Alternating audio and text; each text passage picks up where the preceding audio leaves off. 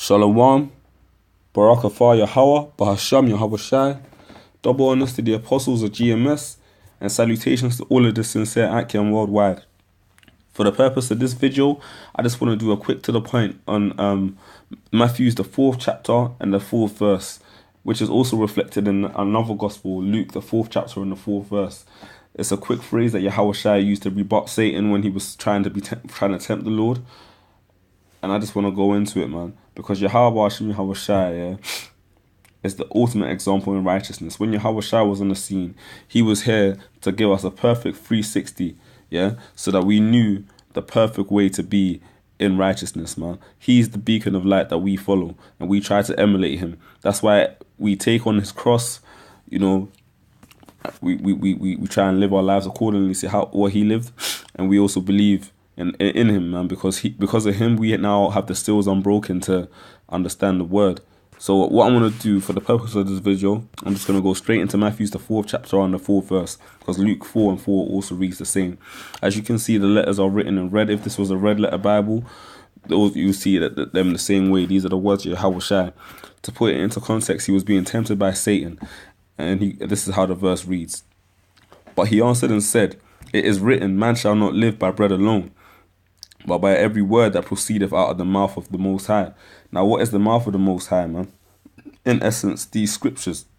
Because this whole book, man, from the Old Testament to the Apocrypha all the way to the New Testament, man, it's a perfect guideline for life. You know, Yahweh Shai has given us literally the instructions, man, basic instructions before life ends. You know, and all we got to do is adhere to that and follow him, man. Yeah. And in this situation, Yahweh Shai was rebutting Satan, because Satan was trying to come to him and tempt him while he was fasting, saying, "If you be the Son of the Most High, turn these stones into bread and eat. There's no need for you to afflict yourself as such." But what did Yahweh Shai come back with?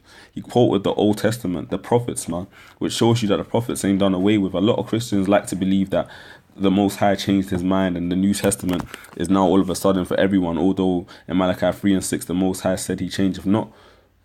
You know, Yahweh Shai, man, every time he made a reference to something, he quoted it from the scriptures. And that's why I say he's the perfect example for brothers, because everything he said, man, was referenced. He referenced ancient prophecies, man. And he never said anything out of course of his father's word. That's why Yahweh himself came down, man, in the chariot when he was on the mountain. And he said, "This is my son in whom I am well pleased. Hear ye him," you know, in presence of some of the disciples. Yahweh Shai quoted everything from the scriptures. Now, for the purpose of this video, I'm going to go into the word. So the word there itself is a Greek word, which is artos, yeah? Artos. And it literally is a Greek word meaning bread. It says it here, food composed of flour mixed with water and baked bread, yeah? So he was basically rebutting Satan, saying, a man shall not live literally by bread alone. But on the flip side, you can look into that and it's like, you take it on a spiritual sense, man. In the time of martial law, we're going to be without food. The scripture says that, man. Some of us will have food, but we're going to be hungry out here. We're going to be searching for water, searching for salvation. And Yahweh Shai, Lord willing, we be members of the elect, is going to guide us through that, man. But the only way we're going to survive that is through the adherence to the gospel of Yahweh Shai, man, and staying spiritual. So what you got to understand is that in this society, we're living in a carnal world, man. Everyone just prides the outward, man, the image. But all you got to do is put that aside and shun that, man, and let the world judge you for it. But fuck it. Build up your inward, man. That's the main thing, man. Because carnality, man, is not going to get you anywhere. Money, riches, and fame is not going to get you anywhere. Neither is women or food, stockpiling food. Because the Most High can get men to steal that from you at any moment, man. The scripture says, man, build up your treasures in heaven, where neither moth nor rust does corrupt, you know. So in essence, what I'm getting at is, it's important to remain spiritual, man. King Solomon, above all things, man, when in his younger years, when he was, you know, stronger, he prayed for faith, man, extra faith and wisdom to guide Israel. And because of that, Yahweh Shai multiplied everything else onto him, women, riches, whatever the hell have you, fame and all of that. But you got to know that carnality, man, bread in the physical sense of food, but also the good of this world, man, It's not what we're here for. Sometimes it's easy to get so-called lost in the source out here. You know, you're a righteous spirit, Yahweh Hashem Yahushua Ra'azah, living in an unrighteous world, man. And the scripture says the righteous is more excellent than his neighbor, but the way of the wicked seduceth him. You see the way when Moses went up to Mount Sinai, Aaron got tempted by the wicked Israelites, and he helped them to build a calf. And that was one of the high priests, that was Moses' brother, you know. So it just goes to show you, man, like, it's not easy, man. The truth is not an easy path, man. You got water on one side and the fire on the other, but you still got to maintain your integrity and always stay in the scriptures, because that's exactly what Yahweh Hashem Yahushua did. I'm going to show you what Yahushua quoted. Yeah, this is Deuteronomy, the 3rd chapter. 1 second, so like yo. Deuteronomy. 1 second, Salakyo, Akyo. Salakyo. That's Satan, because I had it there as well. Yeah, that's it. Deuteronomy 8:3. Salakyo. So this is what Yahushua quoted, Deuteronomy 8:3. And he humbled thee, and this is when Moses was bringing the children out of Israel, man. Salakyo, the children of Israel out of Egypt. And he was referring back to the period in which they were marching through the desert. Deuteronomy 8:3.